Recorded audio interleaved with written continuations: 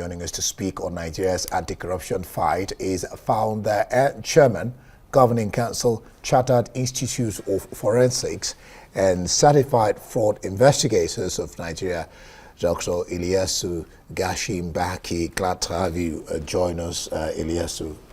Thank you for having me. Wonderful. All right. Well, from what I just read now, Yusuf Gagd is saying that emerging realities has necessitated this amendment. What are these emerging realities? First of all, let me congratulate all Nigerians for the delisting of Nigeria from the grey list.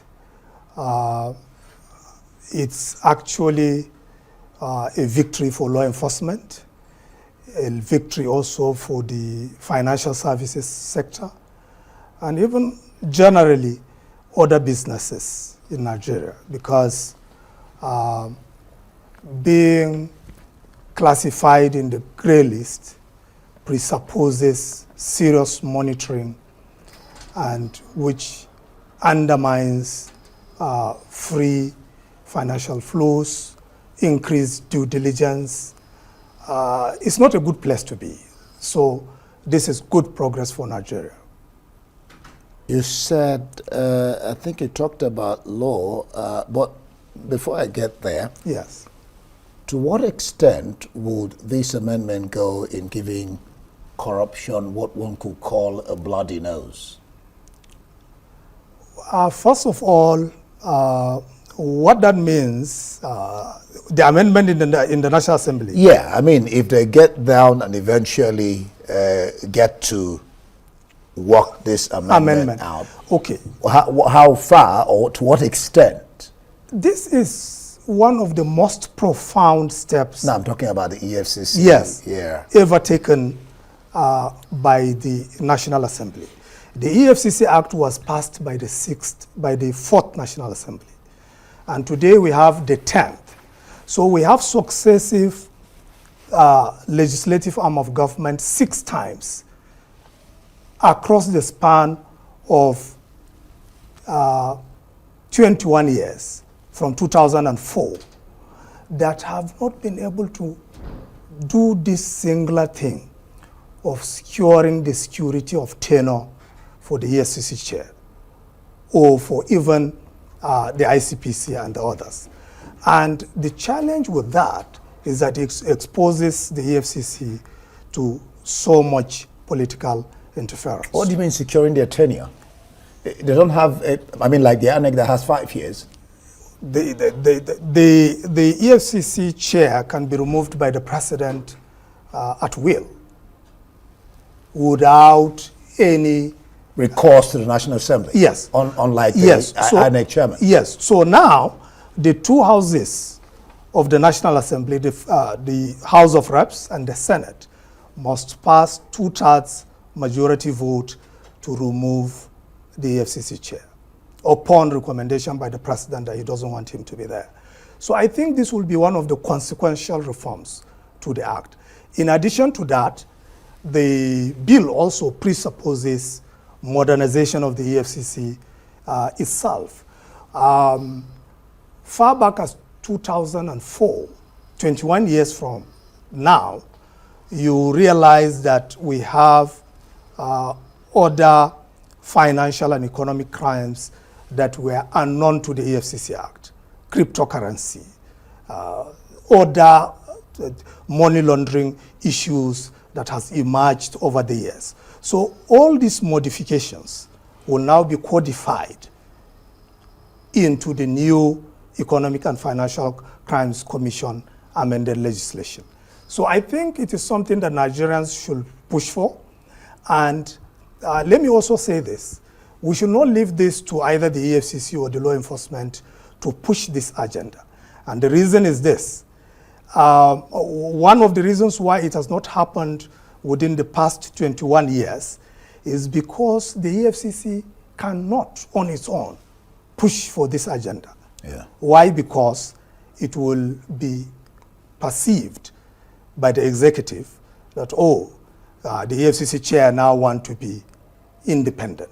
You know, you Yeah. have raised a very serious issue, Yes. which is, let me leave I'll come back to the third question, Yes. and I'll come back to the FATF Yes. later if I have time. Yes. But let me address this question that you have just raised now. The question of, they talked about institutional framework. I mean, the question of institutional framework Yes. being a key. Yes. It was mentioned as one of the reasons for this amendment. Yes. Now, why are our institutions in Nigeria subject to the whims and caprices of those in authority? I mean, that's what you're leading to. How can we change this? It's not just the EFCC. Yes. How can we begin to change this so that you don't have them kowtowing or being at the behest or, how do you say it? You know, like I said, like you said earlier, the president can just wake up one day and decide, you know, that the EFCC chair should go. Yeah. But with that legislation eventually passed into law, what that means is that the 2/3 of majority of the National Assembly must also agree to that recommendations. Can't we begin to work out a system where the president doesn't appoint? Can we begin to work out that kind of system? Well, if you do that, you tamper with the principles of separations of powers. So I think what needs to be done is just, this is the first crucial step to make sure that we bring in the National Assembly into the picture. But more than all of this is that once you have the legal frameworks in place, you need to also make sure to have the institutional enforcement of the legal framework. I will give you an example. You have seen the instances where we have delayed cases, especially high-profile cases of criminal cases that has taken years and years and years. Yeah. But in the new Administration of Criminal Justice Act, it is clearly written there, without any ambiguity, that criminal cases should be disposed between 180 days. An adjournment should not be more than 5. Okay. But who is following that? That's the question. And that's so, again, we need to make sure that the laws are not just written for the sake of law. We need to follow them to the letter. Let's get back to, I want to talk about the gaps the House of Reps mentioned concerning EFCC. Yeah. But let's get back to the FATF list. Yes. This means, from what I have read, that Nigeria will no longer be in the mirror of global financial institutions. In other words, Nigeria will not be monitored any longer? No. What that means is that Nigeria has significantly shown compliance. There are 2 types of lists. There is the black list. And once you are in the black list, there is what we call to action. Call to action signifies that you can be sanctioned, tried by courts. So many things can happen when you are in the blacklist. So Nigeria, in this, every year, 3 times, the Financial Task Force on money laundering meet 3 times to review the list, those in the blacklist and in the gray list. When you are in the gray list, it means serious concern. So in this October... so gray is worse than black? No. Black is worse than gray. Okay. Serious monitoring is what is required in the gray list. That means you will be monitored if you are in the gray list. But when you are in the black list, it's call to action. So that will result to sanctions, trade by court, and all sorts of serious monitoring, grave consequences. Countries like South Korea, Iran, and Myanmar, they are in the blacklist. Now, in this October, 4 countries were taken off: Nigeria, South Africa, Burkina Faso, and Mozambique. The question is, will they still be monitored? They will still be monitored because in the FATF list, there are about 40 recommendations. What does Nigeria need to do to improve on this, not to sleep on this, so they won't go back to the gray list? First, to sustain the current institutional reforms that are happening. Secondly, is to make sure that the 40 recommendations as provided in the ATF list, we strictly adhere to those recommendations.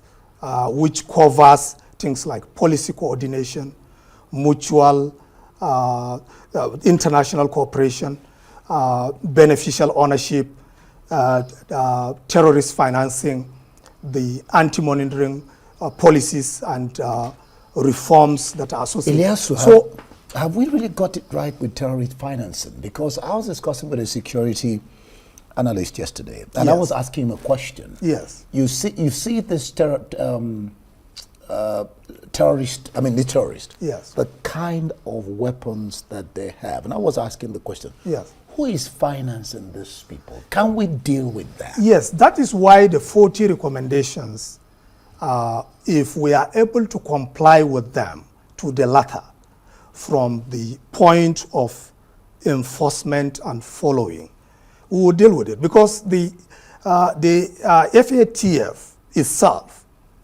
is there to tackle three things. One, anti-money laundering. Second is countering terrorist financing. And then third, weapons proliferations. Yeah. Now, the bloodline of all this is the flow of capital. Yeah. So what do? You track and trace. Because if you are able to track and trace financing to terrorists, financings for weapons, and then laundering of dirty money, you can significantly curtail this. Yep. And it covers both financial institutions and then what we call designated non-financial businesses and professions.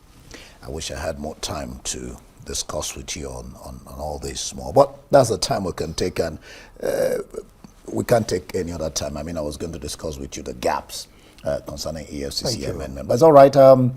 The founder and chairman, Governing Council, Chartered Institute of Forensics and Certified Fraud Investigators of Nigeria, Dr. Ilyasu Gashinbaki, thank you for being on the program. Thank you for having me. All right.